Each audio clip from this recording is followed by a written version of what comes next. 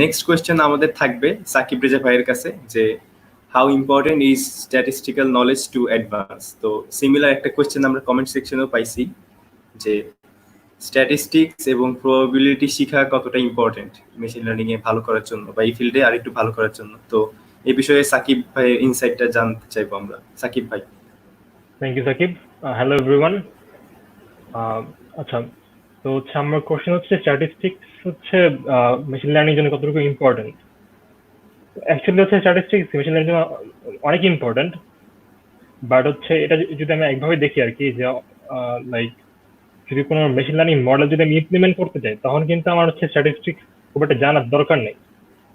মানে যে কোনো কেউ স্ট্যাটিস্টিক্স না জানিয়ে অ্যাকচুয়ালি হচ্ছে কোনো মেশিন লার্নিং মডেল ইমপ্লিমেন্ট করে ফেলতে পারে, বা হচ্ছে ওটা কোনো অ্যাপ্লিকেশন ইউজও করতে পারে। তো এখানে অ্যাকচুয়ালি স্ট্যাটিস্টিক্সের কোনো দরকার হচ্ছে না। বাট যখন হচ্ছে আমি একটা মানে মেশিন লার্নিং এর মডেল হচ্ছে বোঝার ট্রাই করব, তখন হচ্ছে আমার স্ট্যাটিস্টিক্সটা আসলে দরকার হবে। লাইক হচ্ছে আমার যখন একটা মেশিন লার্নিং অ্যাপ্লিকেশনে কাজ করি, তখন হচ্ছে আমার শুরুতে একটা ডাটা আসে, ডাটা সেট থাকে।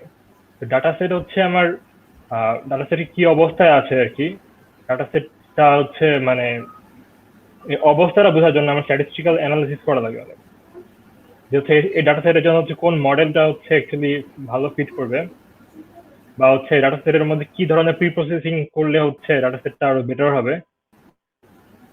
এই ধরনের জিনিসের জন্য হচ্ছে আমার হচ্ছে স্ট্যাটিস্টিক্স খুবই ইম্পর্টেন্ট। এরপরে যখন হচ্ছে আমি মডেল হচ্ছে চুজটা করলাম, মডেল চুজ করার পরে তো তখন হচ্ছে মডেল হচ্ছে অনেক ধরনের হচ্ছে কাস্টমাইজেশন দরকার হতে পারে, ওখানে কি অপটিমাইজেশন অ্যালগরিদম ইউজ করব, বা হচ্ছে মডেলটা ইভালুয়েশনটা কিভাবে করবো আর কি, ওটা লস ফাংশন বা হচ্ছে আমার অন্যান্য কেসের জন্য হচ্ছে আমার স্ট্যাটিস্টিক্যাল নলেজটা থাকা ইম্পর্টেন্ট।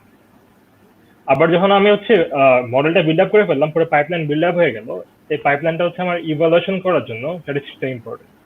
আর হচ্ছে খালি স্ট্যাটিস্টিক্স না আর কি, এর সাথে হচ্ছে আমার মানে প্রিরিকুইজিট হিসেবে অ্যাকচুয়ালি লিনিয়ার অ্যালজেব্রা, তারপর হচ্ছে অপটিমাইজেশন, এগুলো জানা জরুরি। তো এখন হচ্ছে কেউ যদি বিগিনার্স লেভেলে থাকে আর কি, যে শুরু করবে মেশিন লার্নিং শেখা, তো তখন অনেকে জিজ্ঞাসা করে যে আমি কতটুকু স্ট্যাটিস্টিক্স শিখবো, বা হচ্ছে আমি কি এটা ভালোভাবে শিখে তারপর শুরু করবো কিনা, এটা সবার কোশ্চেন থাকে। তো এটার উত্তর এরকম হতে পারে আর কি, যারা হচ্ছে সিএসসি তে পড়তেছে আর কি, তারা নর্মালি হচ্ছে থার্ড ইয়ারের মধ্যে হচ্ছে ম্যাথের কোর্স হচ্ছে স্ট্যাটিস্টিক্স কভার করছো, নিউমেরিক অ্যানালিসিস কভার করছো, তারপর অ্যাপ্লাই স্ট্যাট কভার করছো। তো এই বেসিক জিনিসগুলো, তারপর হচ্ছে লিনিয়ার অ্যালজেব্রা কোর্স, তো এই বেসিক জিনিসগুলো কিন্তু অলরেডি তোমরা কোর্সে পড়ে আসছো। তো আপাতত এটা হচ্ছে স্টার্ট করার জন্য এনাফ। আর যখন হচ্ছে অ্যাডভান্স কোনো লেভেলে যাবো আর কি, তখন হচ্ছে আরো অ্যাডভান্স কোনো স্ট্যাটিস্টিক্যাল নলেজ দরকার হইতে পারে। তো আমার মনে হয় যে হচ্ছে একদম যে সবকিছু শিখে যে স্টার্ট করা যাবে এরকম জরুরি না।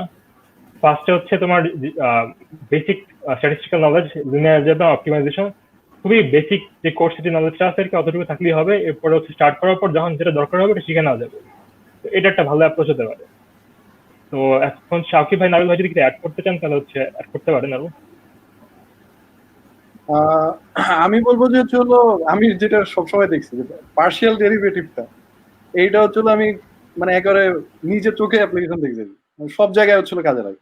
তুমি যদি হচ্ছে মডেল বিল্ড আপ করতে চাও সেখানে লাগবে, তুমি লস ফাংশনের যদি কাজ করতে চাও, গ্রেডিয়েন্ট ডিসেন্ট তো আছে, মানে হচ্ছে অপটিমাইজেশন প্লাস লস, এগুলোতে পার্শিয়াল ডেরিভেটিভ নলেজ থাকা লাগবে, মানে পার্শিয়াল ডেরিভেটিভ প্লাস হচ্ছিল তোমার কম্পিউটার ভিশনে তুমি যদি হচ্ছে সাপোজ একটা ফিচার বের করবা, সাপোজ হক শিফট ফিচার নিয়ে কাজ করবা, বা হচ্ছিল তুমি ধরো এজ বাইর করতে, এজ তুমি ধরো বিভিন্ন টাইপের ফিল্টার, ঠিক আছে, ফিল্টার নিয়ে কাজ করতেছো, এজ বাইর করতেছো, কর্নার ডিটেক্ট করতেছো, ওইসব ক্ষেত্রেও কিন্তু তোমার ওই গ্রেডিয়েন্টের মানে তোমার গ্রেডিয়েন্টের নলেজটা থাকা লাগে, রাইট, তোমার পার্শিয়াল ডেরিভেটিভের থাকা লাগে। সো ম্যাথমেটিক্স বা স্ট্যাটিস্টিক্স এটা আসলে ভালো ইম্পর্টেন্ট যখন তুমি হচ্ছে কোর লেভেলে কাজ করতে যাও। তুমি যদি হচ্ছে শুধু অ্যাপ্লিকেশন বেসড কাজ করতে যাও, তাহলে আমি বলবো যে ঠিক আছে স্ট্যাটিস্টিক্স মোটামুটি জানতে হবে। বাট তুমি যদি একটা নিজে মডেল বিল্ড করতে চাও, বা হচ্ছে একটু নতুন ইনোভেশন কোনো কাজ, মানে নতুন ইনোভেটিভ কিছু বাইর করতে চাও, অবভিয়াসলি তোমার স্ট্যাটের নলেজ, প্রবাবিলিটি, তারপর হচ্ছে এইগুলা মানে লাগবে, মানে ক্যালকুলাস, এগুলো মোটামুটি নেসেসারি। মানে এটা হচ্ছিল যে তোমার ফার্স্ট থেকে মানে একেবারে খুব ভালো লেভেলে পারো ওরকম না, মানে তুমি হচ্ছে একটা জিনিস কাজ করতে থাকবা, শিখতে থাকবা, কাজ করতে থাকবে, শিখতে থাকবে, এই অ্যাপ্রোচে আগে এলে ভালো আর কি।